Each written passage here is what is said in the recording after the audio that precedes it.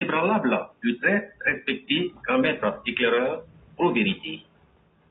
Extrêmement pointu, perspicace dans ses analyses, réflexions, commentaires et impartial, lucide dans la conduite des débats, il aime avec modestie et humilité à dire, et je cite, « Nous ne cherchons pas ici avec qui que ce soit, mais plutôt à convaincre à travers des idées, réflexions, analyses et surtout des propositions constructives sous le leadership éclairé, la vision et la démarche de notre très cher, bien-aimé, respecté, respectable, l'autorité morale suprême, guide bâtisseur inégalable et incomparable, le Dieu de l'Afrique, comme vous voulez qu'on l'ajoute, on doit l'ajouter, son excellence, le docteur Alassane Dramane Ouattara, président de la République, chef d'État de la Côte d'Ivoire. Chers aimables followers, cette chronique, le brigade d'office du jour est intitulée « Les malfaiteurs voilés de la République ». Si d'autres cieux, le jeu politique est comparable à une rencontre sportive où le fair play est la règle élémentaire qui permet d'équilibrer les parties, sous nos tropiques, en Afrique en général et en particulier chez nous en Côte d'Ivoire, la chose politique est devenue pire que la sorcellerie, celle qui consiste à manger la chair humaine sans remords. Astaghfirullah, astaghfirullah, astaghfirullah. En fait, il suffit de regarder le comportement de nos pseudo-opposants politiques pour s'en rendre compte, sans avoir recours à une loupe de longue portée. Je peux à la moindre mesure comprendre qu'un opposant doit critiquer une mesure qui va à l'encontre du bien-être ou de la stabilité d'une nation ou d'un pays.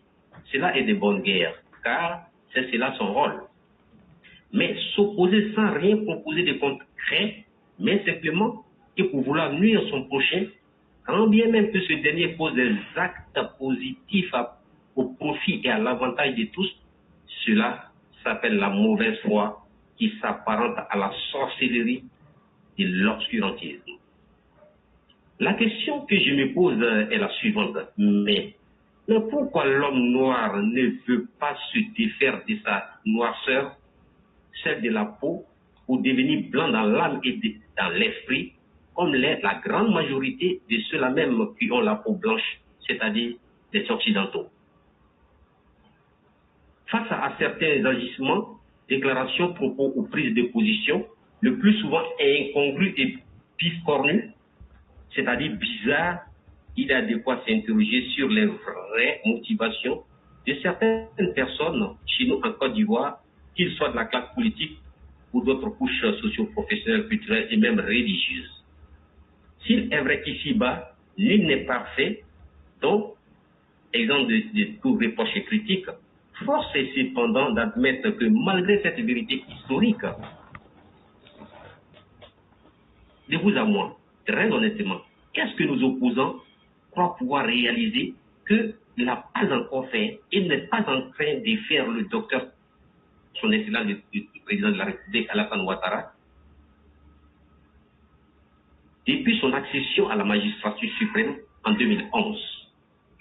Nous n'allons pas faire l'historique des grands bouleversements qu'a connu notre cher pays, la Côte d'Ivoire, depuis le décès de son premier président, feu Nana Félix Houphouët-Boigny. Cependant, tout laisse à croire que nous étions plongés et dans des querelles de personnes, des guerres des clans, des affrontements, le plus souvent meurtriers, à n'en point finir. Mais nous savons tous qui sont les vrais auteurs de ces crises successives en Côte d'Ivoire. Mais nous n'allons pas oublier que pour une question de course au pouvoir, tout avait été planifié pour marginaliser,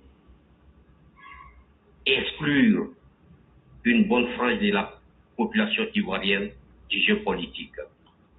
Et dans cette politique d'exclusion planifiée, une seule personne était la cible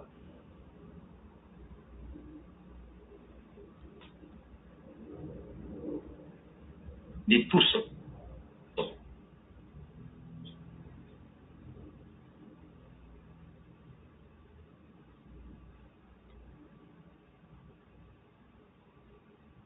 Oui, une seule et innocentes personnes qu'on avait voulu faire passer du Nangama, oui, le dieu de l'Afrique, l'autorité suprême, le guide bâtisseur, le docteur Alassane Dramane Ouattara. Oui, plus de 25 ans, la vie de notre chère patrie, la Côte d'Ivoire, à en faire que détruire ce que le vieux Philippe Bouani avait su construire en 30 ans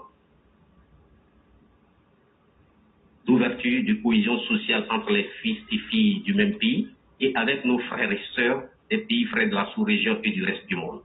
On disait de la Côte d'Ivoire à l'époque l'oasis et le havre des pays, mais hélas, l'oasis de paix s'était en si peu de temps transformé en enfer où vivre en toute sécurité était devenu un rêve ou un cauchemar. N'est-il pas dit que la volonté de Dieu s'accomplit toujours selon son plan? En fait, Dieu, dans sa miséricorde, va envoyer vers son peuple un grand homme de cœur et pris de bon sens d'amour du nom d'Alassane Dramane Ouattara. C'est lui qui, pour autant, oui, est la pierre angulaire qui avait été rejetée par les ouvriers pour rétablir l'ordre normal des choses en Côte d'Ivoire. Chers tous, quel que soit le ressentiment que vous pouviez avoir pour son excellence, le docteur Alassane Ouattara, président de la République, chef d'État, dites-moi, n'y a-t-il pas la paix, la quiétude qui règne aujourd'hui chez nous en Côte d'Ivoire? Nous n'allons pas égrener les acquis démocratiques sous son pouvoir depuis son accession à la magistrature suprême, mais ayons la crainte de Dieu pour reconnaître tout ce qu'il est en train d'être posé comme action de développement à longueur de journée dans tous les secteurs de la vie de notre pays par son gouvernement. Nous ne pouvons demander à personne de l'aimer, car même Dieu, le Créateur qui nous a créés, n'est pas aimé de tous. La preuve, l'ingratitude et la méchanceté sont les preuves palpables. Je voudrais saluer ici l'honorable député de Seikakou Djikaouye, qui, je ne sais pas si c'était trompé, qui disait lors d'une de ses prises de parole, et Dieu, donc nous allons mourir dans l'opposition, mais parce qu'Alassane il travaille bien. Voilà un peu. C'est-à-dire que tout ça, alors qu'il travaille bien.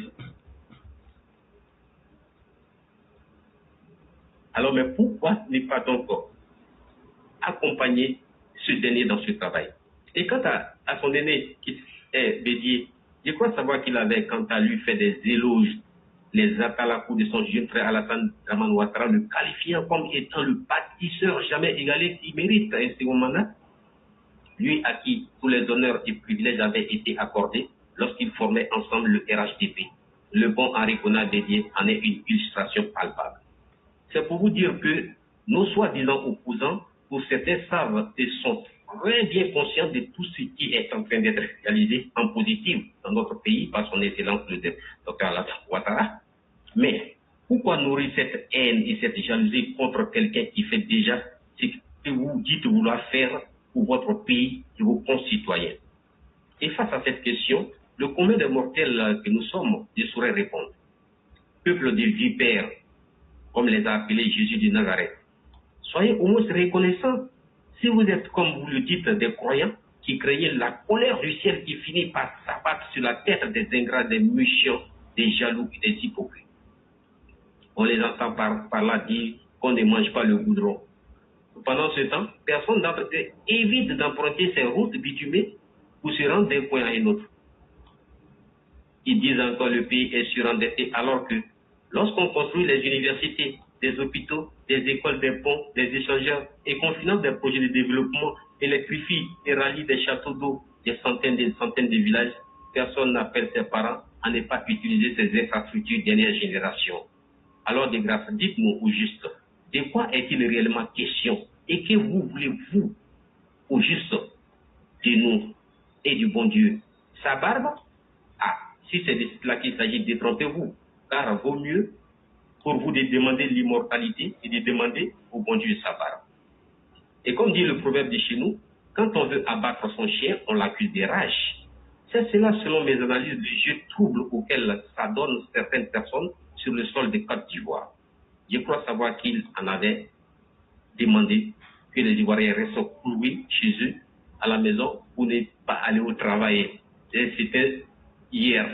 Ils ont appelé cela des villes mortes. Mais les raisons selon eux étaient la vie chère. Une fois encore, en voilà une preuve de la mauvaise foi et de l'incomplétude de cette personne à vide de sens d'arguments politiques et sociaux. Car ces individus, comme tout autre, savent les causes endogènes et exogènes qui causent cette situation de crise. Par ailleurs, ils le savent très bien. Il y a la crise de Covid-19 et la guerre en Ukraine. Tout cela a causé du tort au fonctionnement et des graves crises à l'économie et le finance du monde. Il est connu tous et tous de tous les citoyens du monde que cette crise mondiale avait fait croître le prix du baril de pétrole Brent et a fait passer donc à 139,13 dollars américains, ce qui ne s'était jamais produit depuis 2008. Et selon les experts, était déjà vu. Alors, nous aussi oublions que tout cela a eu un impact sur le transport maritime et les frais qui ont dû faire augmenter le coût. Notre pays, la Côte d'Ivoire dans la zone UEMOA, est le pays le plus épargné par cette crise, avec 6% par rapport aux autres pays de la sous-région. Ça, ce sont des rapports qui sont vérifiés. Et selon encore le groupe de la Banque mondiale, notre pays, la Côte d'Ivoire, a connu un léger bond comparé à l'an 2012, ce qui, dans le classement de l'indice du capital humain, il a progressé de 0,38. La pauvreté est en net recul de 46,36% en 2015 à 39,4% en 2020. Bien avant le choc mondial, notre pays affichait une des croissances économiques les plus fortes en Afrique et dans le reste du monde, avec 8% de progression. Et que dire de notre budget annuel qui est aujourd'hui passé de plus de 9 901 milliards de nos francs et qui doit doubler encore pour les autres années à venir. Mais de quoi nous parlent donc ces aboyeurs? Ce qu'ils ne disent pas ou refusent de reconnaître est que le gouvernement d'Achille-Paté, sous le leadership de son excellence le docteur Alassane Ouattara, enfin connaisseur du système financier international qui gestionnait incomparable des graves crises qui peuvent survenir en cas de bouleversement, a pris des mesures énergiques et efficaces pour juguler cette inflation. Sauf toujours la rhétorique de la politique de mauvaise foi qui puisse animer les détracteurs endurcis du bâtisseur infatigable, incomparable et émérite, le dieu de l'Afrique, le docteur Alassane Dramane Ouattara. Je crois avoir parcouru dans une revue que notre pays, la Côte d'Ivoire, est l'un des rares pays au monde à avoir su faire face à cette crise. Il est même mentionné ceci, et j'ai dit, la Côte d'Ivoire, au-delà du miracle, maintenant une croissance élevée et plus inclusive. Si l'on attaque le docteur, grand financier, banquier, économique international sur un autre front, on peut leur concéder cela, car c'est leur libre opinion dans une démocratie comme il a bien sur lui-même établi dans notre pays. En effet, des hommes avertis et très avertis comme lui, le président de la République avait ordonné l'injection de plus de 80 milliards de nos francs pour lutter contre l'envolée des prix sur le marché. Les députés en avaient légiféré pour autoriser cette mesure d'urgence présidentielle. Aussitôt décidé, le gouvernement Afrique avait subventionné les produits pétroliers grâce à une enveloppe de 55 milliards de francs CFA. Les prix des produits alimentaires de première nécessité tels que l'huile, le lait, la farine, la pâte de tomate, le riz et j'en passe avaient vu un plafonnement échelonné périodiquement en intervalle de 3 mois renouvelable en fonction de l'évolution de la situation. Les acteurs du secteur privé avaient quant à eux bénéficié d'une allocation. Les barrages routiers illégaux avaient été démantelés. Pour conclure, nous voudrions très respectueusement dire aux marchands d'illusions qu'ils n'ont qu'à trouver ailleurs leur cible avec des arguments tangibles et des preuves palpables, car nous sommes aujourd'hui informés en temps réel et savons et vivons tous autant que les réalités du monde en général et en particulier notre pays. Mais peine perdue, car quand la soif et la boulimie du pouvoir hantent et transforment en haine viscérale une âme contre son prochain, elle s'égare dans ses élucubrations Car tu as beau donner tout ce que tu peux et tu possèdes à ton ennemi, il ne va jamais t'estimer. Alors, chers Ivoiriens et Ivoiriennes, nous sommes fiers de notre guide bâtisseur pour tout ce qu'il est en train de faire pour notre pays, la Côte d'Ivoire. Et nous, les 98% des Ivoiriens, le soutenons et l'accompagnons. Vive notre père, le docteur Alassane Ouattara. Sinon, comment comprendre? Lorsqu'il y a inondation, c'est Alassane Ouattara. Lorsqu'il y a incendie, c'est Alassane Ouattara. Même celui qui n'arrive pas à satisfaire sa femme au lit, le responsable pour trouver, c'est Alassane Ouattara. Si par malheur, les migrants se noient, encore le bouc émissaire, c'est Ouattara. Mais Dieu, comment as-tu donné cette grande puissance à cet homme qui est Ouattara de transcender toutes les frontières terrestres pour s'étendre au plus haut des cieux? Alléluia. Donc gloire à Dieu au plus haut des cieux. Et que Dieu le Tout-Puissant accorde encore une fois de plus la santé des fers, l'amour, la prospérité, le bonheur, la réussite, la protection, la sécurité à notre leader charismatique, l'autorité suprême, le guide bâtisseur, cette fois éclairé, le président de l'Afrique, Papa Choko Chéri, le docteur Alassane Dramane Ouattara, pour que vive la Côte d'Ivoire en toute prospérité. Le grand maître, c'était la chronique du jour. Vraiment, merci beaucoup Adolphis. La chronique a été tellement bien faite et vous avez tout dit. Vous avez tellement bien répondu à ces opposants incapables qui sont sans imagination et au point où ils prennent une gourgandine qui n'a même pas été capable de gérer un foyer pour essayer de distraire les Ivoiriens. Mais Adolphis, je peux vous assurer que les Ivoiriens ont compris la dynamique. Parce que hier, je suis resté serein. Parce que je voulais voir le silence des Ivoiriens. Et les chers Ivoiriens, soyez sereins. Chacun va tracer la voie de son destin. Et la Côte d'Ivoire, ceux qui veulent évoluer, évolueront. Merci beaucoup Adolphis pour ce beau travail. Que la grâce de Dieu demeure en nous. Merci infiniment. Et sur ce, je vais vous souhaiter une excellente soirée. Surtout, merci pour ce beau travail. Merci. Merci à tous les auditeurs. Merci infiniment. Donc, merci beaucoup. Donc, c'est étonnant. Tu m'as contaminé. Oui, effectivement. Il y a un proverbe qui dit que deux personnes qui ont les mots de dos ne peuvent pas s'adosser l'un à l'autre. donc, bonne guérison, comme on le dit. Merci à papa. Merci beaucoup. Okay. Okay. Et donc, chers auditeurs, nous allons toujours continuer. Merci à tous. Merci à tous ceux qui sont là. Et progressivement, on va prendre tous ceux qui ont émis l'envie de parler. Et on a un de nos frères à Londres qui avait voulu s'exprimer. Cher frère, je t'ai envoyé un message. Je crois que c'était Massamori. Et donc, vous vérifiez ça et vous pourriez vous exprimer. Il n'y a pas de problème.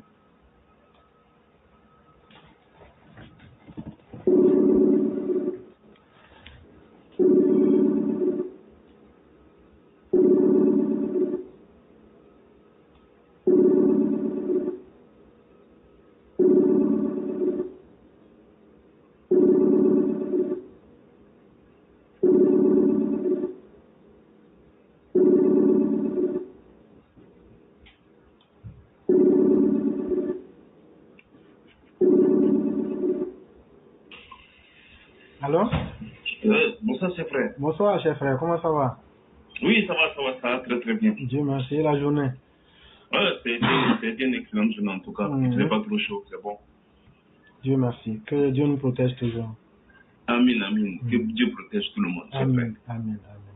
Donc, cher frère, vraiment, il serait très très rapide parce que tu as répondu à l'une de mes préoccupations.